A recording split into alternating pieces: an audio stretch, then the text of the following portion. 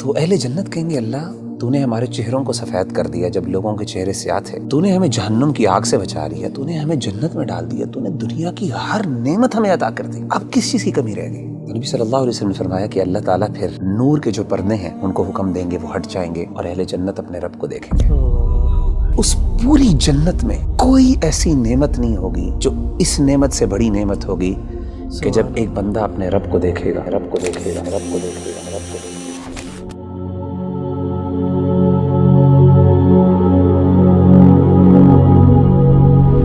آج کے جو ماڈرن ایشوز ہیں ان میں ون آف دا ٹاپ جو ایشو فیس کرتے ہیں ہم لوگ وہ بد نظری کا ہے کہ کہیں بھی آپ چلے جائیں، کہیں بھی آپ دیکھ لیں، بڑا مشکل ہوتا ہے اپنی نظر کو بچانا اور اس چیز سے اپنے آپ کو بچا لینا جو اللہ سبحانہ و تعالیٰ نے منع کی ہے۔ تو کیسے آج کل کا نوجوان اور کیسے ہم لوگ جو ہیں بچ سکتے ہیں کہ ہماری نظریں بد نہ ہو اور ہم لوگ ایسی چیز میں نہ پڑ جائیں جو اللہ سبحانہ و تعالیٰ سے حرام ہے؟ دیکھیں ربی بھائی، سب سے امپورٹنٹ فیکٹر جو انسان کی نظروں کی حفاظت کر سکتا ہے وہ فیکٹر یہ ہے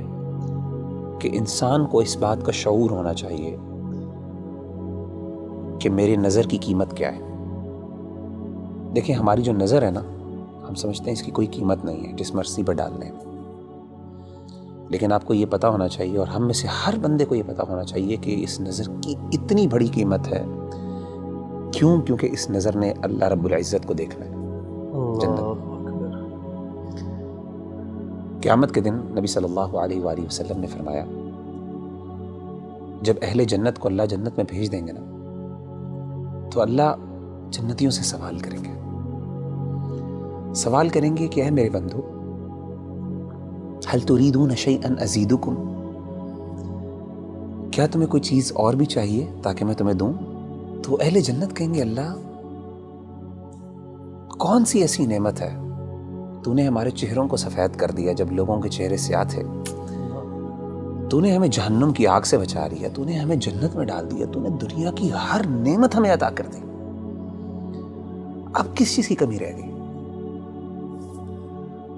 تو نبی صلی اللہ علیہ وسلم نے فرمایا کہ اللہ تعالیٰ پھر نور کے جو پردے ہیں ان کو حکم دیں گے، وہ ہٹ جائیں گے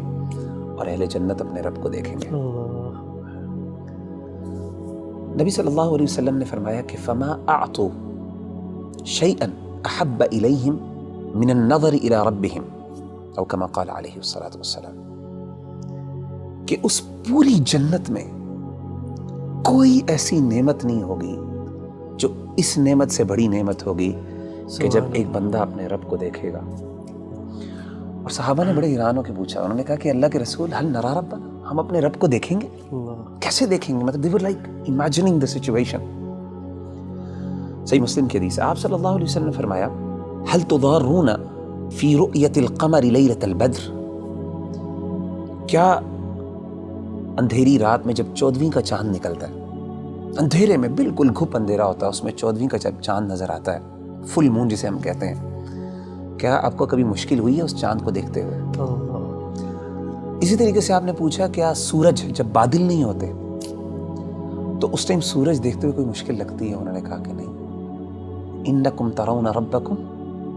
کذالک، اسی طریقے سے تم اپنے رب کو دیکھو گے۔ سبحان اللہ۔